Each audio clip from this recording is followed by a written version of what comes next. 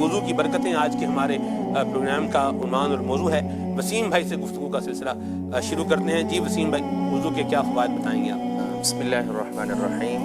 اللہ تبارک و تعالی نے قرآن مجید میں ارشاد فرمایا، ان اللہ یحب التوابین و یحب المتطہرین۔ بے شک اللہ تبارک و تعالی توبہ کرنے والوں سے محبت فرماتا ہے، اور جو پاکیزہ رہنے والے ہیں، پاک صاف ستھرا رہنے والے ہیں، اللہ تبارک و تعالی ان سے بھی محبت فرماتا ہے۔ اور یہ پاکیزگی جو ہے وہ ہماری ایک تو ظاہری ہوتی ہے اور دوسرا باطنی ہوتی ہے۔ تو ظاہری اعضاء کے ساتھ ہمیں اپنے باطن کو بھی صاف ستھرا رکھنا چاہیے، جیسے آپ نے شروع میں بھی بات کی ہے کہ ہم اپنے آپ کو صاف بھی رکھیں اور اس کے ساتھ پاک بھی رکھیں۔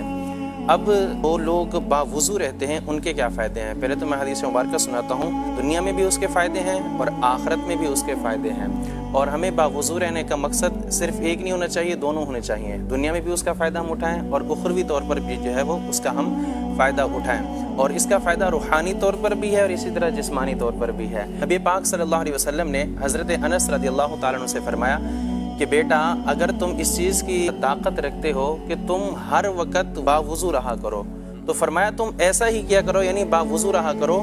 اس کی وجہ کیا ہے؟ پھر آگے نبی کریم صلی اللہ علیہ وسلم نے ارشاد فرمایا، کیونکہ اس شخص کی روح قبض اس حالت میں ہو وہ باوضو شخص تھا تو اس کے لیے شہادت لکھ دی جاتی ہے۔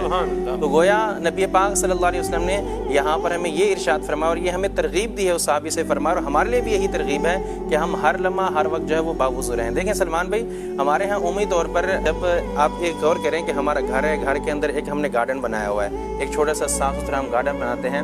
اب اس گارڈن کے اندر کیا چیزیں آئیں گی؟ شہد کی مکھی آئے گی، اچھے پرندے آئیں گے، اچھی چیزیں آئیں گی۔ وہیں پر اگر ہمارے گھر کے ساتھ گندگی رکھی ہوئی ہے تو وہاں پر کیا آئیں گی؟ مکھیاں آئیں گی، بدبو آئے گی۔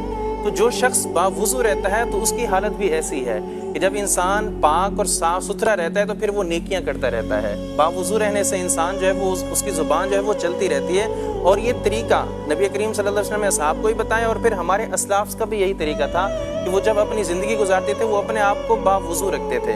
اس سے دنیاوی بھی فائدے ہوتے تھے اور اخروی بھی فائدے ہوتے تھے، اور روحانی بھی فائدے ہوتے تھے اور جسمانی بھی فائدے ہوتے تھے۔ تو جو شخص باوضو رہتا ہے عمومی طور پر اس کی جو زبان ہے وہ تقریباً اللہ اور اس کے حبیب صلی اللہ علیہ وسلم کے ذکر میں چلتی رہتی ہے، وہ ذکر کرتا رہتا ہے۔ اگر ہم باوضو رہیں گے اس کے ہمیں یہی فائدے ملیں گے، اور باوضو رہنا یہ نور علی نور ہے۔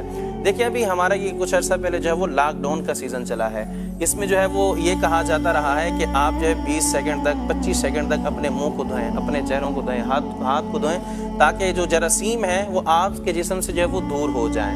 تو ہمیں تو قرآن و حدیث نے، شریعت نے، اسلام نے پہلے سے ہی بتا دیا ہے کہ آپ جو ہے 5 وقت باوضو رہیں، اور اس وضو کے فائدے یہی ہیں کہ لوگ آج بتا رہے ہیں، نبی کریم صلی اللہ علیہ وسلم نے کئی صدیاں ہمیں پہلے بتا دیا تھا کہ اگر آپ باوضو رہیں گے تو آپ ہر طرح کی بیماریوں سے محفوظ رہیں گے۔ تو ہمیں جو ہے وہ ہر وقت باوضو رہنا چاہیے، انشاءاللہ اس سے ہمیں خوب برکتیں ملیں گی۔ صحت کے حوالے سے جو انہوں نے بات کی ہے، ہم ایک جو ہے وہ حدیث بھی ماشاءاللہ سنائی دی ہے، ایک حدیث پاک میں بھی جو ہے وہ عرض کرتا ہوں، پھر ہم آگے چلنے ہیں کہ نبی کریم صلی اللہ علیہ وسلم نے فرمایا کہ جس نے اچھی طرح وضو کیا اور 2 رکعت نماز پڑھی اور ان میں کوئی دنیاوی بات دل میں نہ لایا تو وہ اپنے گناہوں سے اس طرح نکل جائے گا جیسے اس دن تھا جس دن اس کی ماں نے اسے پیدا کیا تھا۔ آپ یہ دیکھیں کتنی بڑی برکت ہے وضو کرنے کی۔ وضو بھی کرے اور اس کے ساتھ کیا کرے؟ 2 رکعت تحیۃ الوضو بھی پڑھ لے۔